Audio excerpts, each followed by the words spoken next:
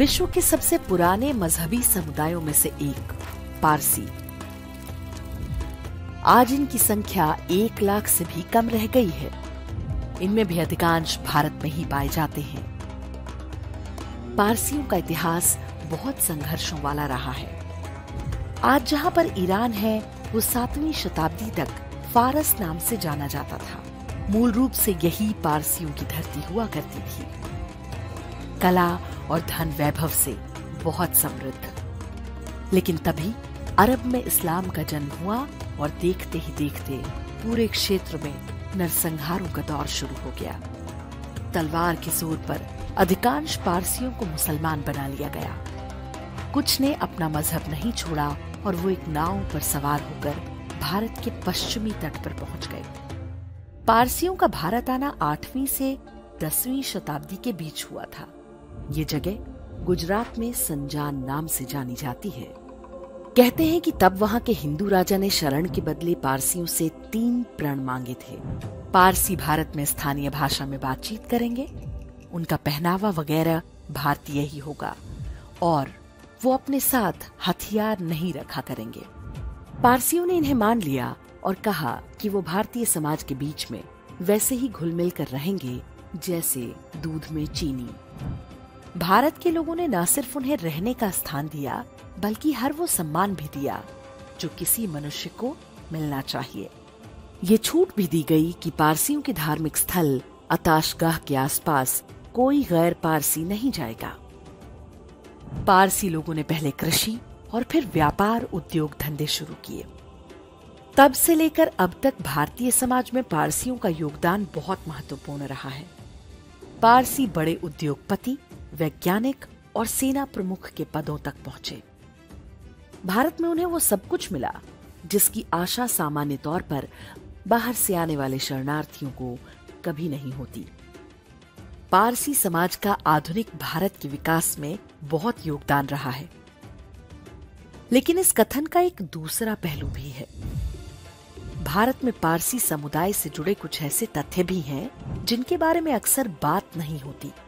हम आपको इन तथ्यों के बारे में बताएंगे, लेकिन इनका अर्थ क्या है, ये निर्णय हम आपकी बुद्धि और विवेक पर छोड़ते हैं।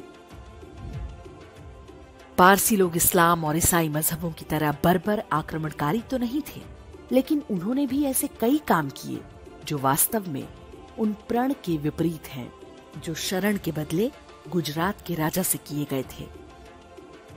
पारसी आज संख्या में बहुत कम है, लेकिन आए दिन ऐसी बातें सामने आती रहती हैं जिनसे पारसी समुदाय की निष्ठा पर प्रश्न चिन्ह खड़े होते हैं। और इसकी शुरुआत तभी हो गई थी जब अंग्रेजों ने भारत में अपने कदम रखे। अंग्रेजों के भारत आने में सहायक। क्या आप जानते हैं कि यदि भारत में पारसी नहीं होते तो अंग्रेज संभवतः भारत को इतनी सरलता से गुलाम बनाने में सफल नहीं हुए होते। ईस्ट इंडिया कंपनी जब भारत आई, तब पारसी उनके साथ गठजोड़ करके बड़ी बड़ी समुद्री नावें और जहाज बनाते थे। इनमें वाडिया परिवार सबसे प्रमुख था। उनके खरीदारों में अधिकांश ईस्ट इंडिया कंपनी और ब्रिटिश नौसेना हुआ करती थी। ऐसा नहीं है कि पारसियों के पास समुद्री नावें और जहाज बनाने की कोई विशेषज्ञता थी। वास्तव में इस्लामी आक्रमणकारियों के आने तक भारत समुद्री जहाज निर्माण में विश्व का अग्रणी देश था। पारसियों ने उसी भारतीय कला को अपने फायदे में प्रयोग किया। जहाज और नावें ही नहीं, पारसियों ने हर उस व्यापार में निवेश किया जिनमें ईस्ट इंडिया कंपनी का हित जुड़ा हुआ था। पारसियों ने तब भारत में कपास की खेती को नियंत्रण में लेना आरंभ किया ताकि इंग्लैंड की कपड़ा मिलों को सूत सप्लाई की जा सके। ये काम अधिकतर पारसी समुदाय के व्यापारी ही किया करते थे। अफीम बेचकर कमाए पैसे। क्या आपने सोचा है कि जो पारसी ईरान से अपना सब कुछ गंवाकर भारत में शरणार्थी की तरह आए थे, वो इतने कम समय में ही भारत में सबसे बड़े उद्योगपति कैसे बन गए? ये एक ऐतिहासिक तथ्य है कि टाटा की कमाई वास्तव में अफीम के कारोबार से शुरू हुई थी। 18वीं शताब्दी में चीन विश्व भर में चाय और रेशम का सबसे बड़ा उत्पादक था। अंग्रेज चांदी के बदले में उससे चाय और रेशम खरीदा करते थे। बाद में अंग्रेजों को ये सौदा बहुत महंगा लगने लगा। अंग्रेजों ने भारत से ले जाकर अफीम चीन में बेचना शुरू कर दिया। परिणाम हुआ कि चीन में बड़ी आबादी को अफीम की लत लग गई और इसके बाद रेशम और चाय का कारोबार अफीम के बदले होने लगा। अफीम का एकमात्र उत्पादक देश भारत था। अफीम की खेती ने भारतीय कृषि को बर्बाद करके रख दिया। ईस्ट इंडिया कंपनी ने इसके लिए टाटा का सहयोग लिया। तब टाटा ये कारोबार चीन में स्थापित कंपनी जॉर्डन मैथेसन के साथ मिलकर करते थे। ये कंपनी आज भी टाटा कंपनी के हिस्सेदारों में है। वर्ष 1873 में अफीम पर प्रतिबंध लग गया, लेकिन तब तक टाटा ने बहुत बड़ा साम्राज्य खड़ा कर लिया था। टाटा के संस्थापक जमशेदजी टाटा ने वर्ष 1859 से 1869 के 10 साल में चीन की 60 से अधिक यात्राएं की थी। अफीम कारोबार बंद होने के बाद उन्होंने भी कपास का कारोबार शुरू कर दिया। अफीम बेचना टाटा का अंतिम विवादास्पद व्यापार नहीं था। इसके बाद भी उन पर ऐसे आरोप लगते रहे हैं। वर्ष 2013 में असम के डीजीपी ने आरोप लगाया था कि टाटा टी कंपनी उग्रवादी संगठन उल्फा की सहायता कर रही है। टाटा पर आज भी कई भारत विरोधी एनजीओ को चंदा देने के आरोप लगते रहते हैं। Tata institute of social science यानी टिस को भारत विरोधी गतिविधियों का बड़ा अड्डा माना जाता है। यहीं की एक छात्रा ने अपने शोध पत्र में कश्मीर को इंडिया ऑक्यूपाइड कश्मीर लिखा था। कहते हैं कि झारखंड में नक्सलवाद के फलने फूलने में भी टाटा के पैसे का महत्वपूर्ण योगदान रहा है। 2002 के गुजरात दंगों के बाद कन्फेडरेशन ऑफ इंडियन इंडस्ट्री यानी कि CII ने नरेंद्र मोदी के विरुद्ध अभियान चलाया था। CII के पारसी सदस्यों जैसे साइरस गजदर, अनु आगा और गोदरेज ने इसकी अगुवाई की। मोदी को हटाने के लिए इन्होंने इस्लामी कट्टरपंथी ताकतों का हर तरह से सहयोग किया। इसमें तीस्ता सेतलवाड़ को फंडिंग भी शामिल है। नेशनल फाउंडेशन ऑफ इंडिया यानी NFI जैसी भारत विरोधी संस्थाओं के सबसे बड़े दानदाताओं में भी टाटा हैं। मुंबई के होटल ताज में 15 और 16 जून 1990 के दिन कश्मीर के बारे में एक गुप्त सेमिनार हुआ था। इसमें कई अलगाववादी और पाकिस्तान समर्थकों ने भागीदारी की और कश्मीर को भारत से अलग कराने की योजना बनाई गई। ये सेमिनार सीधे होटल के मालिक JRD टाटा की जानकारी में हुआ था। इस सेमिनार के मात्र 2 वर्ष बाद यानी 1992 में कांग्रेस सरकार ने JRD टाटा को भारत रत्न का सम्मान दिया। इसे उनके कर्मों का फल भी मान सकते हैं कि 2008 में हुए मुंबई हमले में आतंकवादियों ने टाटा के ताज होटल को ही सबसे अधिक क्षति पहुंचाई थी। हालांकि टाटा ने कभी भी इससे सबक लेने का प्रयास नहीं किया। इसका सबसे बड़ा उदाहरण उसकी कंपनी तनिष्क का ये विज्ञापन है। हिंदुओं को अपमानित करने के लिए बनाए गए इस विज्ञापन को विश्वासघात नहीं कहेंगे तो क्या कहेंगे। टाटा से जुड़ा सबसे नया विवाद एयर इंडिया को लेकर है। अधिग्रहण के बाद टाटा ने टर्किश एयरलाइंस के पूर्व अधिकारी इल्कर आयशी को एयर इंडिया का CEO बनाने की घोषणा की। इल्कर आयशी तुर्की का नागरिक है और उस पर अलकायदा के लिए काम करने के आरोप लग चुके हैं।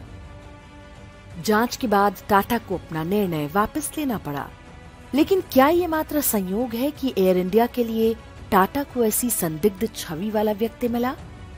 इससे पहले टाटा के स्वामित्व वाली एयर एशिया भी इसी तरह के विवादों में रही है।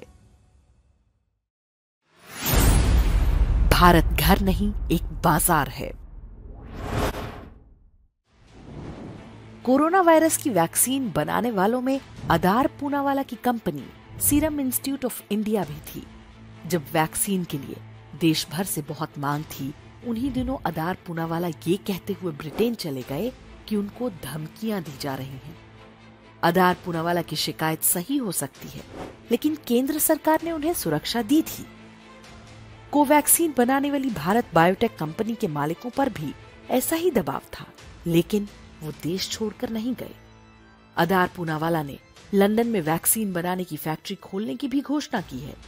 ये सामान्य सी दिखने वाली घटना देश को लेकर दो कंपनियों के मालिकों की अलग अलग सोच को दिखाती है। इससे पता चलता है कि पारसियों के लिए भारत एक बाजार भर है, जहां उन्हें भरपूर फायदा मिलता है। पारसी समुदाय भले ही भारत में शरणार्थी बनकर आया हो, लेकिन उसके सदस्यों के अंदर एक श्रेष्ठता का भाव कूट कूट कर भरा है। ये वही मानसिकता है जो सभी एकेश्वरवादी मजहबों में पाई जाती है। वे स्वयं को भारतीयों से श्रेष्ठ मानते हैं। भले ही इस्लाम के कारण आज उनका अस्तित्व खतरे में हो, लेकिन कुछ पारसियों के अंदर हिंदुओं के प्रति घृणा अक्सर झलकती रहती है। इसका सबसे ताजा उदाहरण है सुप्रीम कोर्ट के जस्टिस R.F. नरीमन, जिनके अधिकांश निर्णयों में हिंदुओं के प्रति उनका पूर्वाग्रह साफ दिखाई देता था। जस्टिस नरीमन ने सबरीमाला मंदिर की हिंदू परंपरा पर अभद्र टिप्पणियां भी की थी, जबकि स्वयं उनके पारसी मजहब में धार्मिक स्थलों पर स्त्रियों का प्रवेश वर्जित है। जस्टिस नरीमन ऋग्वेद के बारे में बेसिर पैर की बातें बोलने के कारण विवादों में रह चुके हैं। जज के साथ साथ जस्टिस नरीमन पारसियों के पादरी भी रहे हैं। हिंदू धर्म को हीन समझने की उनकी मानसिकता का कारण संभवतः यही है। उनके पिता फलियस नरीमन देश के जाने माने न्यायविद रहे हैं, लेकिन उनको भी भारत के इस्लामीकरण से समस्या नहीं, बल्कि चिंता इस बात की है कि योगी आदित्यनाथ के मुख्यमंत्री बनने से भारत हिंदू राष्ट्र बन जाएगा।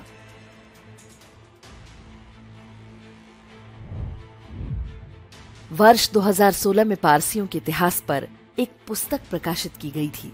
इसके अनुसार 19वीं शताब्दी में ईरान के इस्लामी शासकों ने बचे खुचे पारसियों के लिए एक ड्रेस कोड तय किया था। पुस्तक के पृष्ठ संख्या 76 और 77 पर बताया गया है कि पारसी थान से कटवाकर कपड़े नहीं खरीद सकते थे। उन्हें दर्जी की दुकान पर बाकी बचे कपड़े के टुकड़ों को आपस में जोड़कर ही अपनी पोशाक बनाने की अनुमति थी। पुस्तक में चीथड़े से बने पहनावों के चित्र भी छापे गए हैं। जिन पारसियों को इस्लाम ने इस स्तर तक अपमानित और पद दलित किया, उनके ही प्रति इतना लगाव क्यों है? एक मानसिक बीमारी है जिसका नाम है स्टॉकहोम सिंड्रोम। इसका पीड़ित व्यक्ति उससे ही प्रेम करने लगता है जो उस पर अत्याचार कर रहा हो, और जो उनके प्रति सद्भावना रखता हो वो उन्हें अपना शत्रु मानता है। ऐसा लगता है कि पारसी समुदाय सामूहिक रूप से स्टॉकहोम सिंड्रोम का शिकार है। सैम मानेकशॉ और होमी जहांगीर भाभा जैसी महान हस्तियां भी पारसी समुदाय से ही हैं। देश के लिए उनका योगदान किसी भी सामान्य भारतीय से बढ़कर है, लेकिन पारसी समुदाय के बारे में जो तथ्य हमने आपको बताए, उनके बारे में बहुत कम बात होती है। लोगों को उनके बारे में पता तक नहीं है। ईस्ट इंडिया कंपनी की सहायता करना हो, भारत विरोधी शक्तियों की सहायता हो, या फिर जज के भेष में बैठे एक पारसी पादरी का हिंदू धर्म की परंपराओं में फेर बदल का प्रयास, सच्चाई जानने का आपको पूरा अधिकार है, ताकि देश के विकास में किसी समुदाय के योगदान को लेकर कोई भ्रम न रहे।